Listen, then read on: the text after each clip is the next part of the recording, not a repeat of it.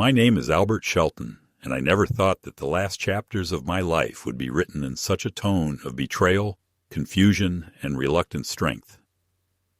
At 76, I imagined a quieter sort of ending, one filled with books stacked on my nightstand, gardening tools resting in the shed after a long day spent among roses and tomatoes, and the evening light slanting through the curtains onto the armchair where my late wife once liked to read. I imagined my daughter dropping by sometimes with a pie, or simply to sit with me, talking about ordinary things. What I did not imagine was that the very people to whom I had given my years, my savings, and my faith would begin to treat me less like a father and more like an obstacle to be removed. The irony of this late lesson in human nature is not lost on me. I spent decades drawing plans for bridges and office towers, making sure each joint and support would hold against time. But when it came to building my own family's foundations, I trusted blind faith and unconditional giving instead of calculations. And when cracks appeared, I chose to look away. Since my wife, Margaret, passed 10 years ago, mornings have been my loneliest hours. I used to wake to the sound of her stirring in the kitchen, humming as she fried eggs or set the coffee pot to gurgling. Now the house is hushed except for the groan of old floorboards and the ticking of the clock that once hung in her sewing room. I brew my own coffee slowly, measuring out the scoops the way she did, though it never tastes quite right. Perhaps because the secret ingredient was her presence. I eat toast at the same spot at the table where we once shared whispered conversations about the children, the bills, the neighbors' scandals, and the future that always seemed so long ahead. These days, the future is behind me, and the phone on the counter has become the measure of my hope. Will it ring? Will it be my daughter, Jane? Will she ask about my health not because she needs something, but because she cares? Jane has lived her life like a series of transactions, efficient and polished. When she was little, she used to climb on my lap with school drawings, proudly holding up crooked houses with windows bigger than doors. "One day I'll design something real, like you, Daddy," she would say, and my heart would burst with pride. Somewhere along the way, the crayons turned into contracts, and her wide-eyed wonder hardened into calculation. She married Bruce, a man with a handshake as firm as his stare was cold, and together they moved through life like a corporate merger, strategic, profit-driven, always weighing benefits against costs. At first, I tried to ignore the change. She was busy, they had bills, children, responsibilities. But the calls grew fewer, the visits shorter, the tone drier. Until eventually I realized I was no longer a father, but a bank account on legs. Still, I clung to the hope that people can change. Every holiday, I would set an extra place at the table, half hoping Jane and Bruce would knock on the door with the grandchildren in tow, laughter spilling into my quiet kitchen. Sometimes I would drive past their house, not to intrude, but just to reassure myself that they were still there, part of my world, even if distant. And sometimes, when Jane did pick up the phone, she spoke in clipped sentences, as though speaking to me was one more task she needed to cross off her list. Yet I convinced myself that this distance was temporary, that one day she would remember the father who carried her on his shoulders to see the 4th of July fireworks, who stayed up all night building a dollhouse, who drove 3 hours in a blizzard to watch her college debate competition. That illusion began to fray last spring when she arrived unannounced, standing on my porch with a smile that looked rehearsed. "Dad, you've been cooped up too long," she said, brushing past me as though she still lived there. "Bruce and I are planning a trip down south to Savannah. You should come. It will be good for you." For a moment my chest filled with warmth. An invitation after so many years of absence. But beneath the warmth, suspicion stirred. Why now? Why this sudden attention? Jane never did anything without a reason. She was too deliberate, too controlled. I tried to search her eyes for a trace of genuine affection, but they glided past me to the living room as though calculating square footage. "Savannah," I repeated, the word tasting strange in my mouth. I had never been. My travel days ended when Margaret's health began to fail, but part of me longed for the sea air, the chance to step outside the prison of routine, to see something new before it was too late. More than that, I longed for the chance to believe my daughter wanted me with her, that maybe the years of neglect were just a misunderstanding. I said yes, though my mind whispered caution. In the weeks before the trip, I found myself acting almost like a young man preparing for a date. I bought a new shirt, packed my medicines carefully, even polished my shoes. I told myself I would be on my best behavior, cheerful and accommodating, the kind of father any daughter would want at her side. I ignored the echo of Margaret's voice in my mind, the way she once warned me not to give Jane too much, that she had inherited more of Bruce's coldness than I realized. Love makes us blind, and hope keeps us that way. The night before we left, I sat by the window watching the streetlight cast its pale glow over the empty driveway, and I allowed myself to dream. Perhaps the grandchildren would join us later. Perhaps Jane and I would share a quiet walk along the beach and talk, really talk, about life and regrets and forgiveness. Perhaps I would be able to tell her that even when she hurt me, I still loved her, that even when she treated me like a burden, I still remembered her as the little girl with paint on her fingers and laughter in her eyes. I didn't know then that I was walking willingly into the trap of my own longing. I didn't know that the trip would strip away the last illusions I had about family. I didn't know that Jane and Bruce were not inviting me to join them, but preparing to leave me behind, discarded like an old suitcase. And I didn't know that salvation would come from a forgotten piece of cardstock tucked into my wallet, a business card so old its ink was fading, a remnant of a friendship I had almost forgotten. That single card would change everything. But at that moment, all I saw was the chance to be a father again, to be wanted again.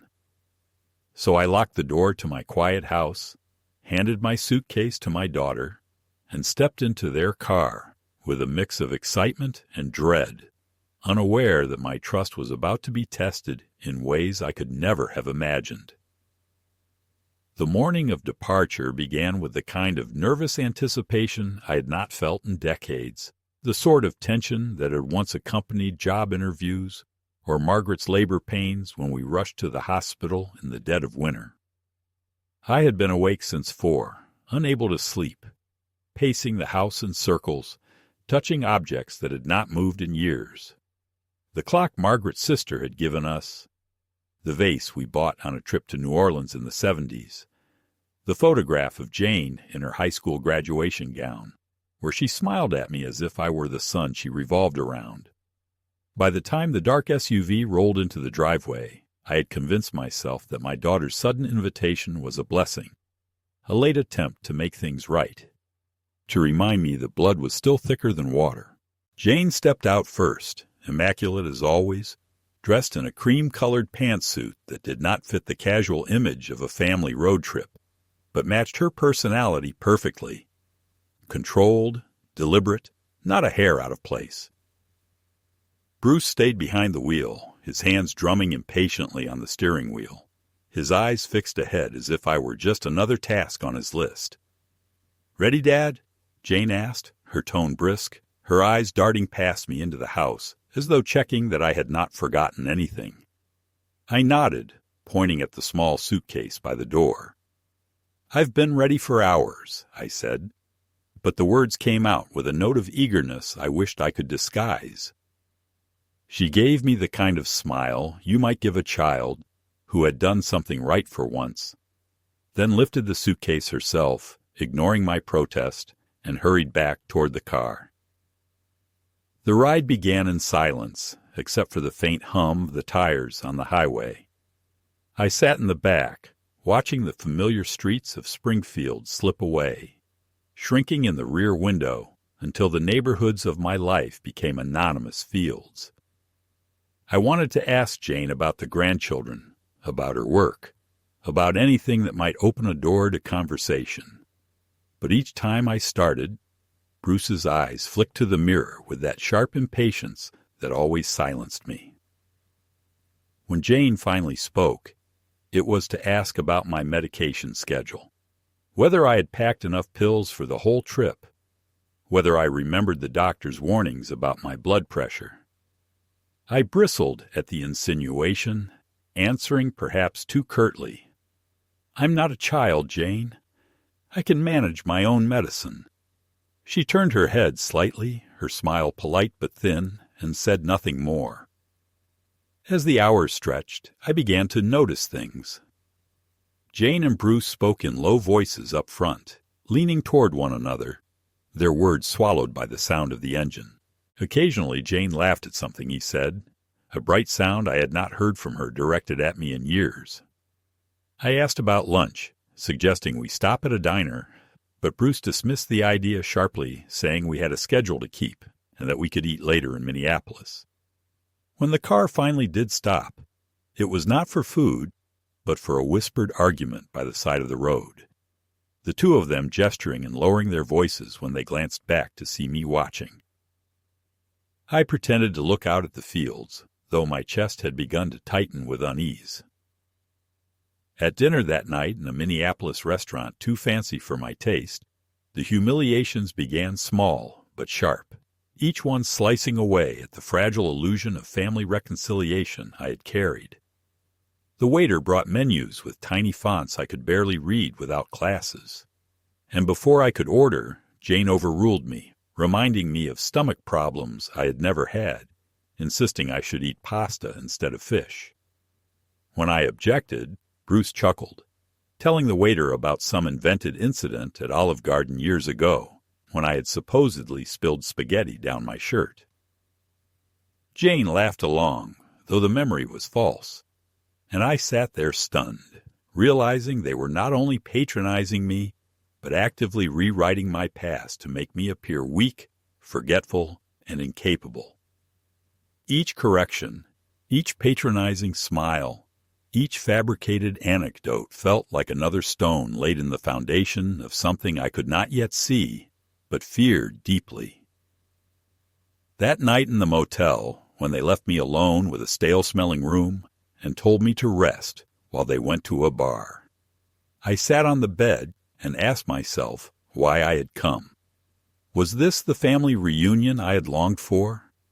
Was this the daughter I had raised, the same girl who once cried when I left for business trips? The next morning the pattern continued. Cold coffee, a stale bun for breakfast, the sighs of irritation whenever I asked to stop for a restroom break. By the time we reached Savannah, I was exhausted not from the drive, but from the quiet drip of condescension that had begun to erode what little dignity I had managed to preserve. The house they rented was large, elegant, with sweeping views of the ocean from their bedroom balcony, while mine was a cramped room facing a garage. They carried their heavy suitcases with ease, but left me to drag my small one up the stairs alone, my knees aching with every step. At dinner, they poured themselves glasses of wine, but placed a bottle of water before me, reminding me again of a condition that did not exist. When I protested mildly, Bruce raised an eyebrow as though I were becoming difficult, and Jane patted my hand with mock patience. It was in those moments, listening to their quiet laughter as though I were invisible, that I realized I had been brought not as a guest, but as a prop, something to be managed, displayed, and eventually discarded. The true catalyst came on the fourth day, at a restaurant where we met another couple, acquaintances of Jane and Bruce. I listened in disbelief as my daughter spun a tale of my supposed decline. How I forgot to turn off stoves. How I attempted to drink whiskey despite my blood pressure. how she had to watch over me like a nurse. None of it was true, but she said it with such conviction, her eyes warm with false concern, that the couple nodded with sympathy. I interrupted, denying the lies. But Jane smiled indulgently, telling them I was confused, that memory lapses were normal at my age.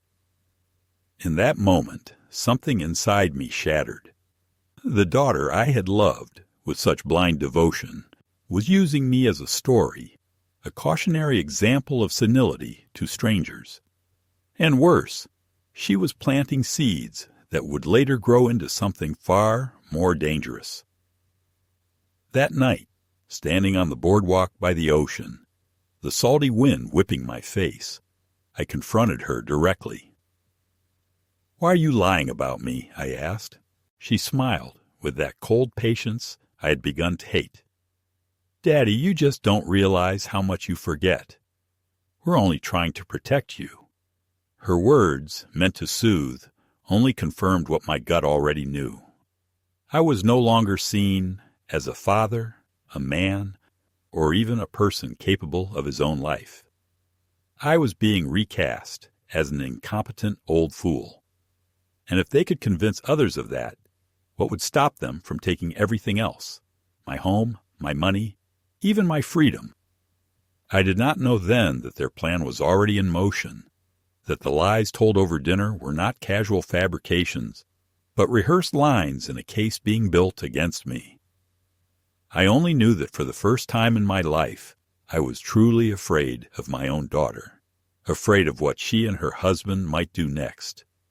I tried to convince myself that my suspicions were the result of fatigue, that perhaps the long drive, the unfamiliar bed, the endless stream of small humiliations had magnified ordinary misunderstandings into something darker. But the truth was harder to ignore with every passing day, and the cracks in the fragile illusion of reconciliation spread quickly. On the fifth morning, I woke to the sound of their laughter downstairs, muffled but distinct, the easy laughter of two people comfortable in each other's company, yet sharpened by the fact that it had been years since I had heard Jane laugh like that in my presence. When I descended the narrow staircase, she stopped abruptly and forced a smile, asking how I had slept, her tone overly bright. Bruce kept his eyes on his coffee, hiding his smirk in the rim of his cup. There was a moment of silence before she explained that they had planned a wine-tasting tour that day.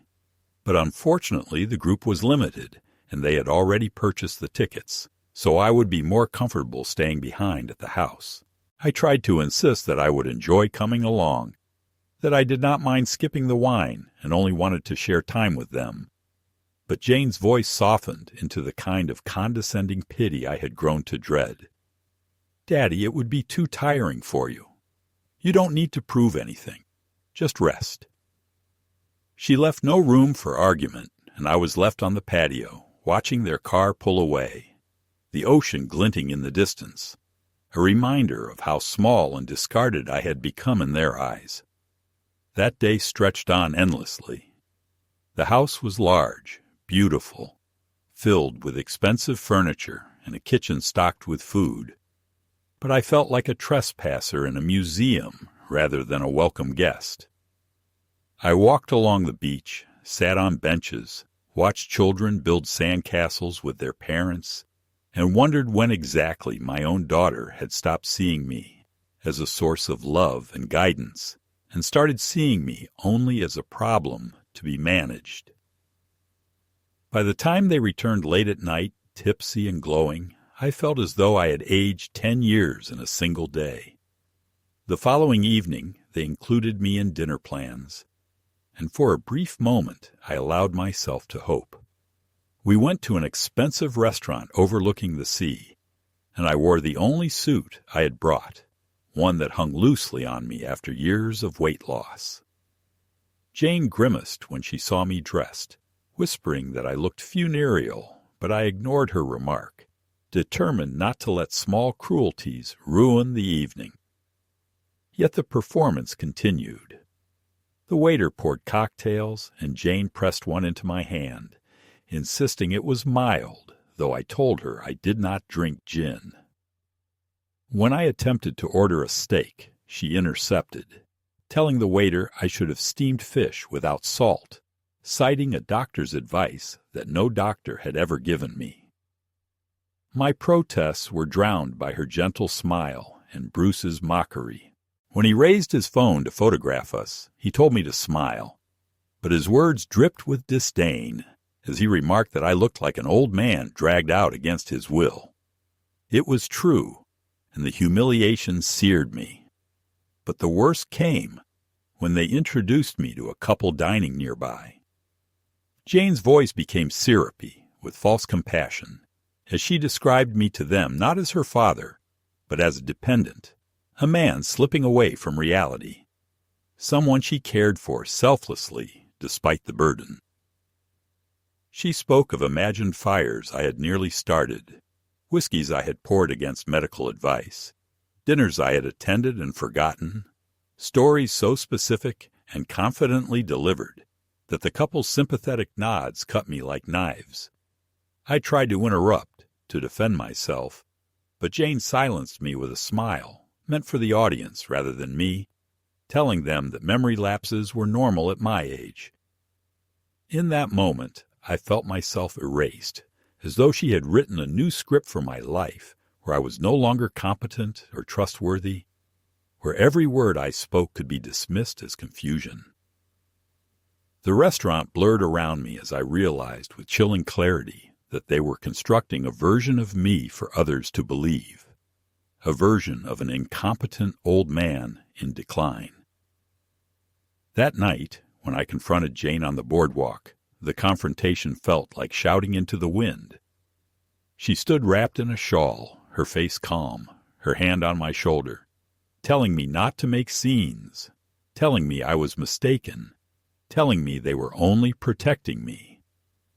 I demanded to know why she lied about my health, why she invented incidents that never happened, and she responded with the cool detachment of someone who knows she holds power. "Daddy, you just don't remember. That's normal at your age." Her words chilled me because they were not aimed at convincing me, but at rehearsing for a future when my protests would no longer matter. The escalation deepened the next morning. I woke late, which was unusual for me, and found the house silent. A note on the table in Jane's neat handwriting explained they had gone on a day trip to a nearby town and would return late, with sandwiches in the fridge for me.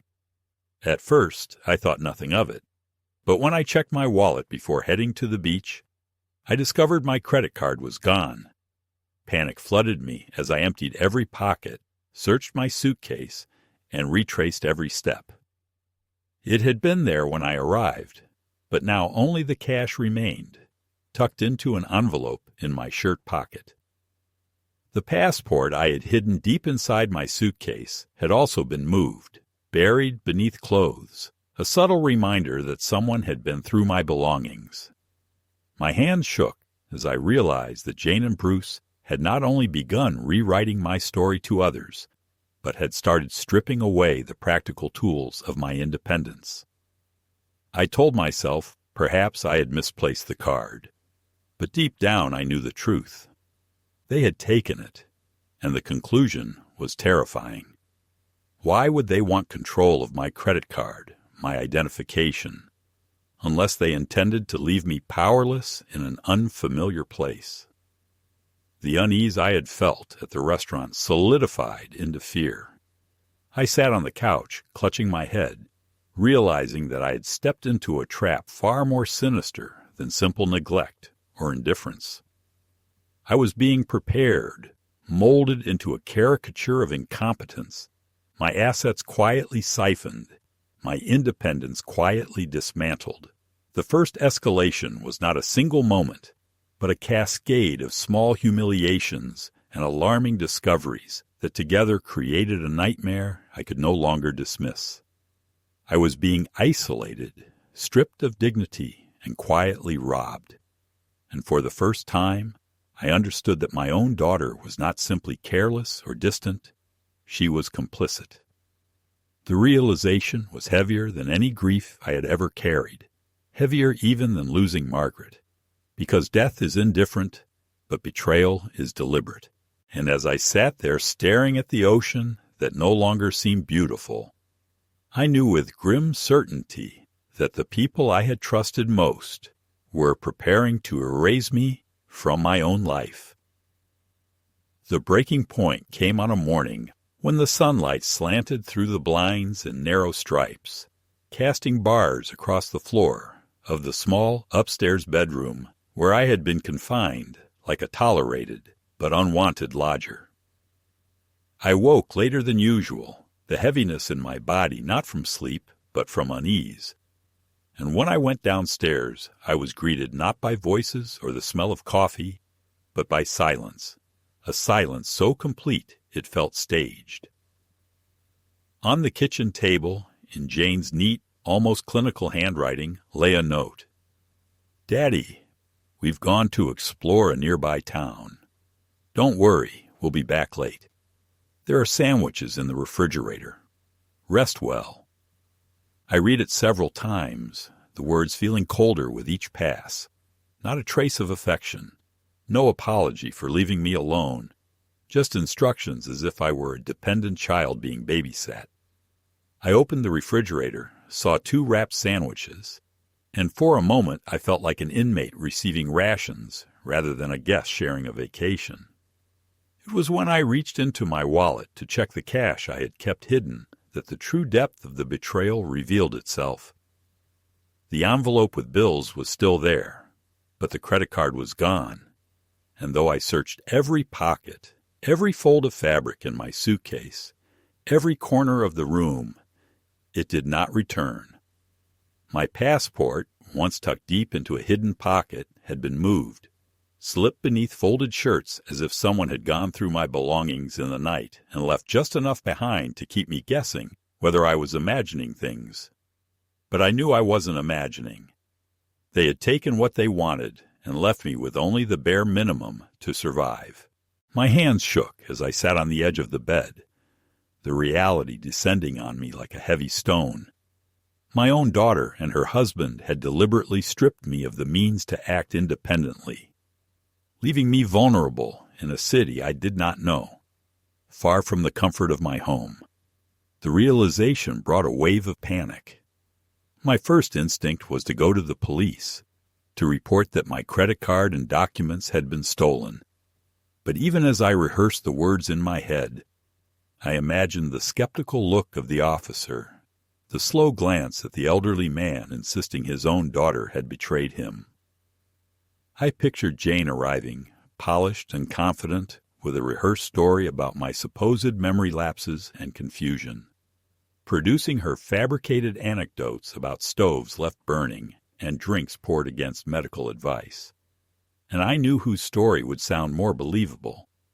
I would become the confused old man whose word weighed nothing against the poised testimony of his successful daughter. In desperation, I reached for my wallet again, as though willing the missing card to reappear. And it was then that my fingers brushed against something lodged deep in the crease of the leather. I pulled it out and stared at it. An old business card, the ink faded at the edges, the paper softened from years of being carried but never used. On it was the name Leonard Walsh, attorney at law, with a phone number I wasn't sure even worked anymore. Leonard had been a friend from decades ago, a man I once trusted during a property dispute, someone I hadn't spoken to in years. For a long moment, I simply stared at the card, the relic of a friendship almost forgotten, and then I dialed. When his voice answered, older, raspier, but unmistakably his, something inside me broke open. I explained everything in a rush.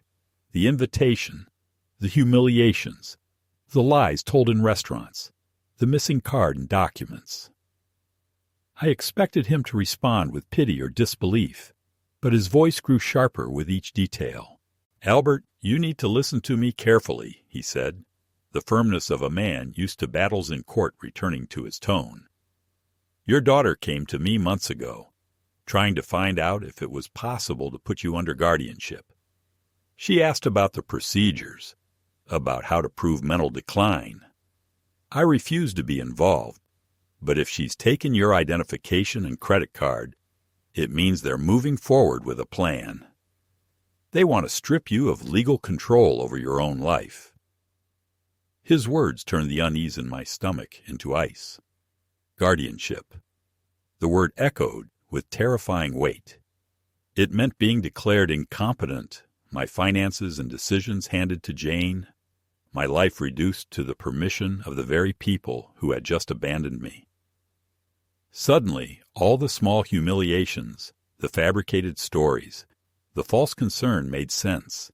They had been rehearsing a narrative, building a case, turning me into a helpless figure so that when the time came, the courts would believe them. Albert, Leonard continued, his voice steady but urgent, do not sign anything. Do not let them take you anywhere else, and hold on to any cash you have. I'll come to you. But you need to be cautious. They may try to isolate you further. I promised I would, though the truth was fear was gnawing at me, stronger than any promise of caution could contain. That day I walked into town with trembling legs, carrying the business card in my pocket like a talisman. Every face I saw on the street seemed indifferent, every passer-by a reminder that I was a stranger here, alone, disposable in the eyes of the two people who should have protected me. I bought a bus schedule, asked questions in halting words, tested whether I could leave Savannah on my own. But each route seemed expensive, each plan dependent on identification I no longer possessed. Without my passport or card, I was effectively trapped. That night, as I sat in the small upstairs room staring out the window at the darkening sky, I understood that I was at the center of a battle, not only for money or property, but for the dignity of my very existence. My daughter had rewritten me into a fragile, incompetent old man to make herself the hero of the story, the caretaker sacrificing for a failing father. But the truth was crueler. She was not sacrificing anything. She was preparing to erase me, to reduce me to a legal inconvenience. And if I did nothing, she would succeed. The midpoint of this nightmare was not a single dramatic confrontation, but the chilling recognition that my family had set a trap designed not only to humiliate me, but to erase me from my own life, and that the only lifeline I had left was an old card pulled from a forgotten wallet, a connection to a man from my past who still believed me when no one else would. As the waves crashed faintly in the distance, I clutched that card like a lifeline, knowing that the days of pretending were over and that the true fight for my survival had only just begun. The next days unfolded like a tightening noose, every moment stretching my awareness of how precarious my situation had become. Each gesture from Jane and Bruce no longer ambiguous, but part of a pattern so deliberate that it chilled me. It was as if they no longer cared to maintain the thin veil of affection that had once cloaked their indifference. Instead, their condescension became brazen, their whispers sharper, their disregard for my dignity almost theatrical. I felt like an actor on a stage where the script had been written without my consent. My lines fed to me through patronizing smiles, while the true plot was hidden just out of view, but close enough that I could feel its shadow. On the 7th day in Savannah, I awoke to find not only that they had gone out again without me, but that the sandwiches in the refrigerator had been replaced with a single note. Dad, stay inside today. It's safer. The handwriting was Jane's, her loops precise, her message brief, devoid of warmth, and the word safer clung to me like a threat disguised as concern. I checked my wallet again out of habit, though I knew what I would find. Cash dwindling, no card, no passport, my independence evaporating with each day. My reflection in the mirror startled me, eyes bloodshot, shoulders sagging, an old man I barely recognized. and yet behind those weary eyes still burned the furious knowledge that I was not senile, not confused, and not willing to be erased. Leonard called that afternoon. He had managed to trace activity on my credit card, confirming my worst suspicions. "Albert, 3 days ago they withdrew $5,000 from an ATM in Portland, and yesterday they attempted to transfer $20,000 to your daughter's account. The transfer failed because of the daily limit, but they will try again. You must act quickly. They're not just humiliating you, they're stealing from you." His voice carried both urgency and outrage, and I clung to it like an anchor.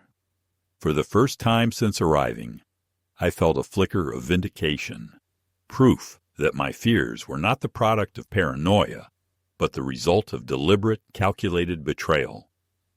Yet that flicker was nearly extinguished when I realized how powerless I was to act without identification or direct access to my accounts. That night, when Jane and Bruce returned, their laughter from the driveway carrying up to my small window, I confronted them, my voice trembling not from weakness, but from the contained fury of days of humiliation. "Where is my credit card? Where's my passport? I know you took them." Jane's expression shifted instantly, her features rearranging themselves into a mask of patient pity, the same expression she had worn at the restaurant when dismissing my protests as confusion. "Daddy, we haven't taken anything. You must have misplaced them.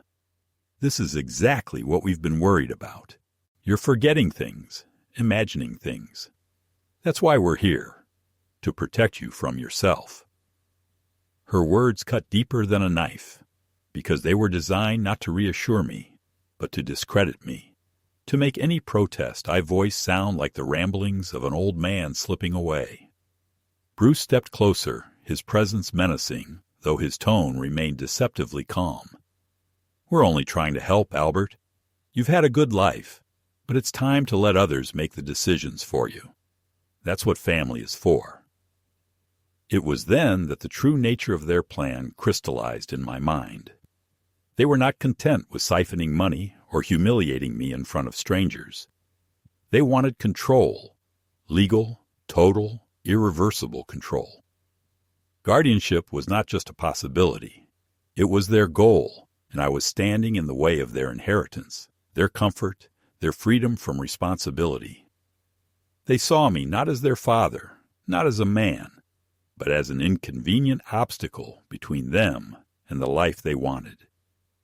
And the cruelest irony was that they cloaked their greed in the language of protection, painting me as the villain of my own story, the confused old man resisting the care of his devoted family.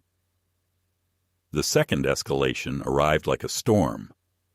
Leonard flew down to meet me in Savannah, risking his own health to intervene, and we met secretly in a small café while Jane and Bruce believed me to be resting at the house.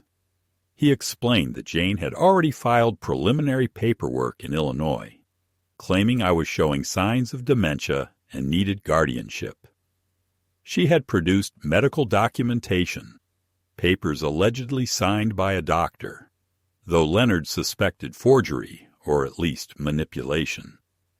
"They are preparing to lock you into a care facility, Albert, and once you are admitted, it will be nearly impossible to fight your way out.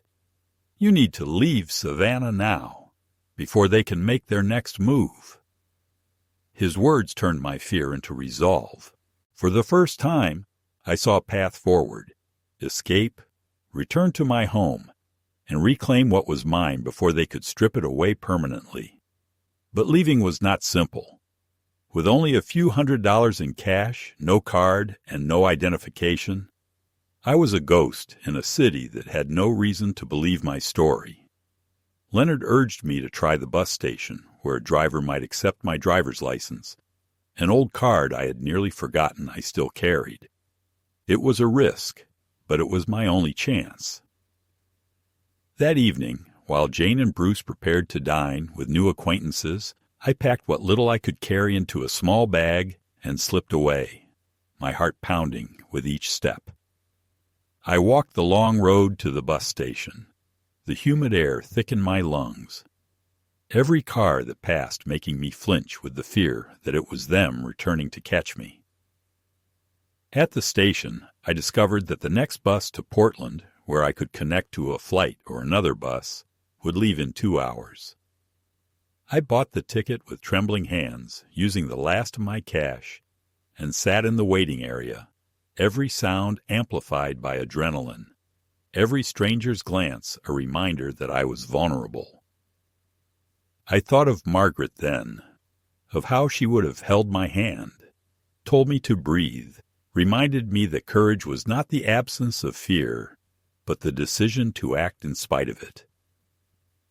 As I waited, I allowed myself to consider for the first time what had gone wrong with Jane, when the little girl with crayons and dreams had turned into a woman who could plot her own father's erasure. Had I failed her in some profound way, neglected some part of her spirit that left her hollow enough to fill with greed? Or had Bruce poisoned her slowly over the years, shaping her into a mirror of his own cold ambition? Perhaps it was both.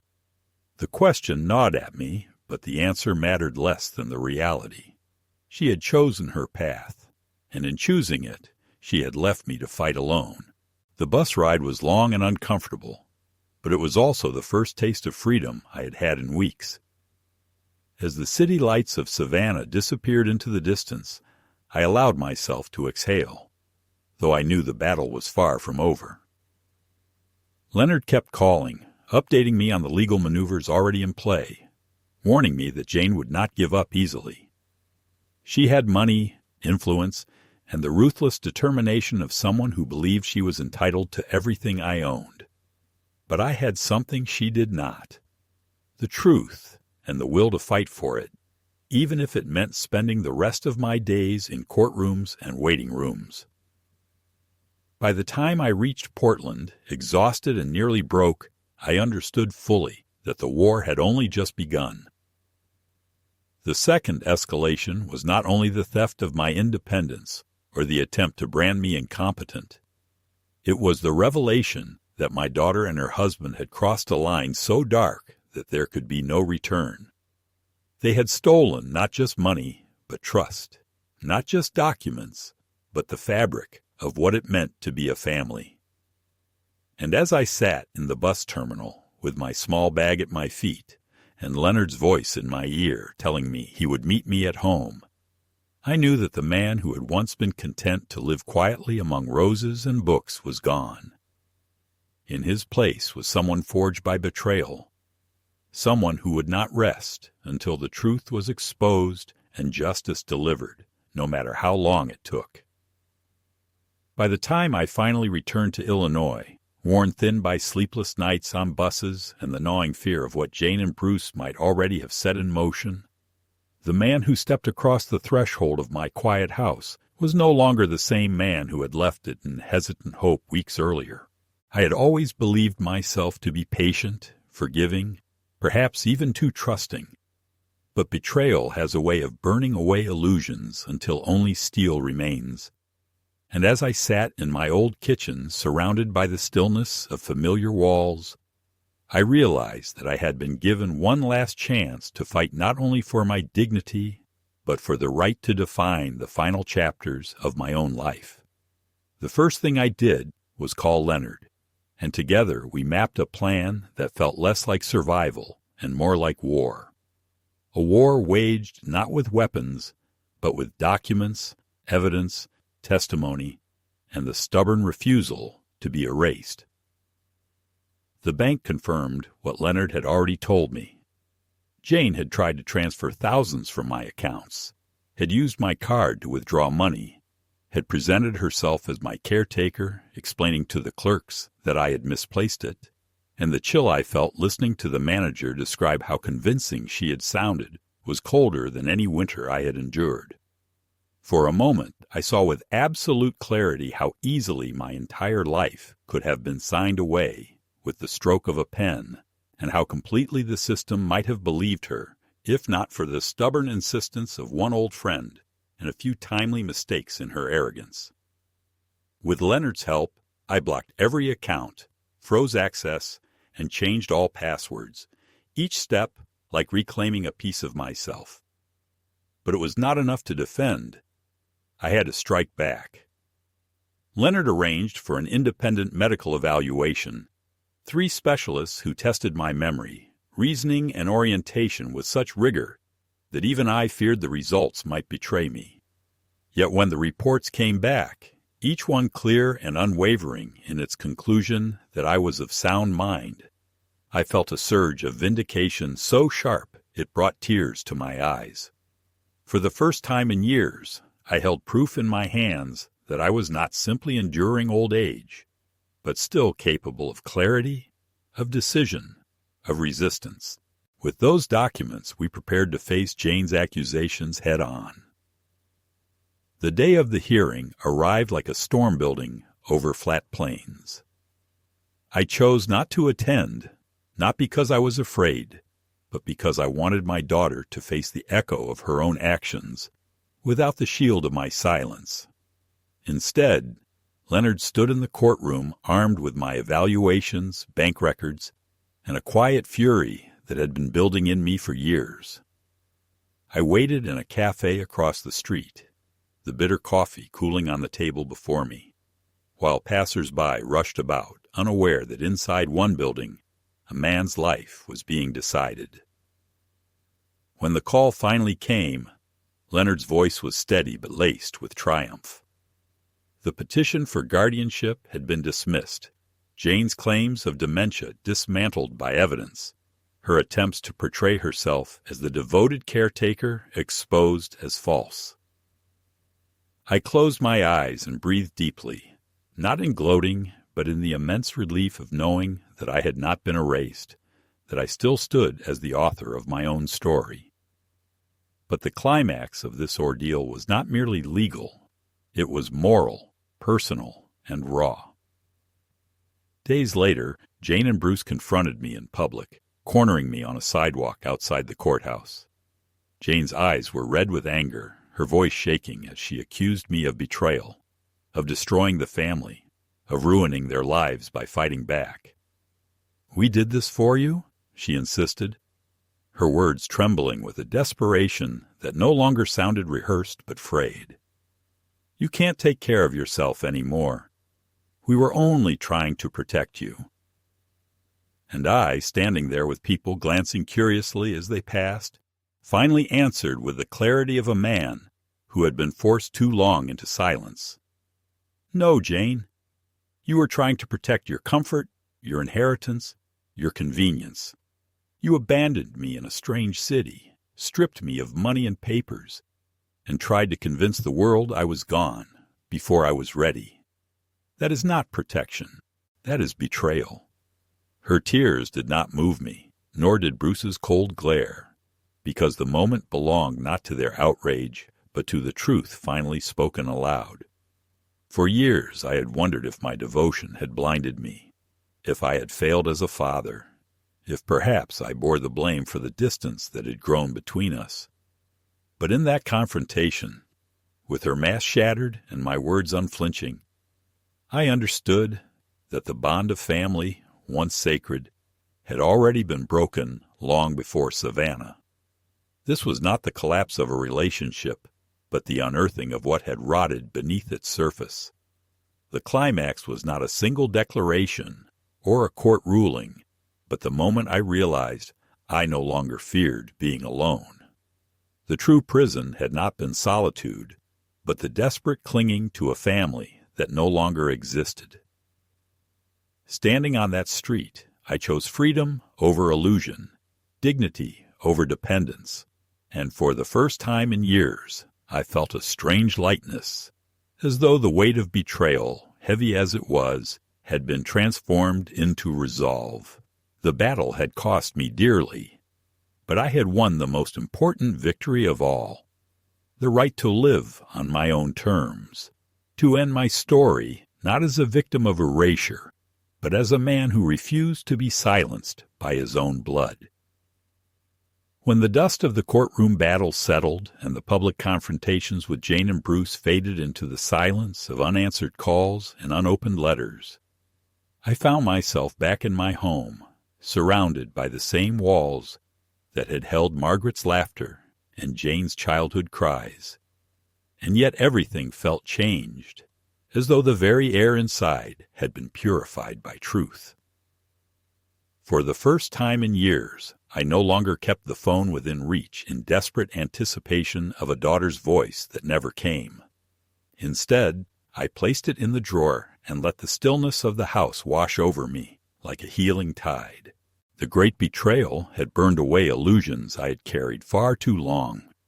Illusions of reconciliation, of family dinners that would never happen again, of grandchildren's laughter I would never hear in these rooms. It was painful to accept, yet in that pain there was also liberation, the freedom of no longer waiting for love where there was none.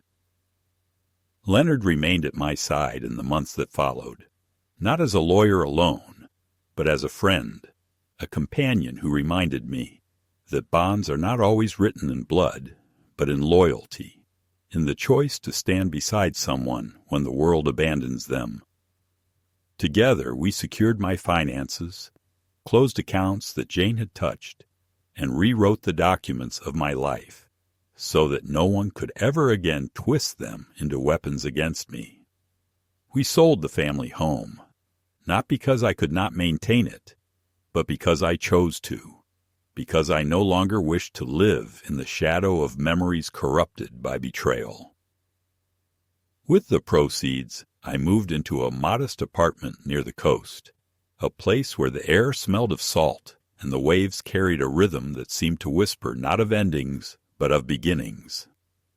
Letters came at first, Jane's handwriting still neat, her words dripping with apologies that never quite reached the marrow of truth.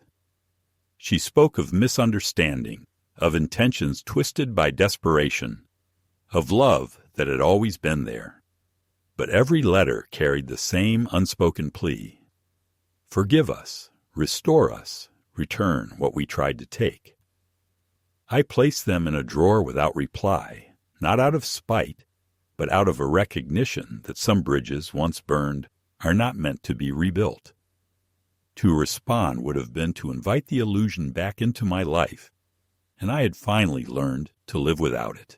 There were nights when the loneliness felt sharp, when I missed the sound of my daughter's laughter as a child, the way her small hand once clung to mine as we crossed busy streets, the innocent trust of a little girl who saw her father as a giant who could protect her from everything. Those memories returned unbidden, and they hurt, but I held them gently, separate from the woman she had become, as though honoring a ghost without resurrecting it. And in that separation, I found peace. The girl I remembered would always live in me, but the woman who had plotted my erasure no longer had a claim on my soul. I built new routines. In the mornings I walked the shoreline, the cool sand beneath my feet reminding me that the world was still vast, still open, still capable of giving beauty even when the heart had been scarred. I began to volunteer at a small community center, teaching basic carpentry to boys who had never held a hammer, their eyes bright with the same eagerness I had once seen in Jane's before ambition hardened it. Their gratitude was simple, uncalculated, and it filled the hollow spaces inside me with something steady and real. Looking back, I see now that the betrayal was not the end of my life, but the crucible that burned away the illusions that had held me captive. I had been clinging to a dream of family long after it had withered, and only when it was violently torn from me did I see that my worth was not measured by whether my daughter remembered me with kindness or contempt. My worth was my own, and it remained intact even when she tried to erase it. That revelation was the true resolution, not a legal victory or the reclaiming of property, but the reclaiming of myself. Now, when I sit by the ocean and watch the horizon, I no longer feel the ache of abandonment, but the quiet strength of survival. My daughter may never call again, and if she does, I may never answer, but I no longer wait. The chapter of my life with her has ended, not with reconciliation, but with clarity, and in that clarity I have found something even greater than forgiveness: freedom.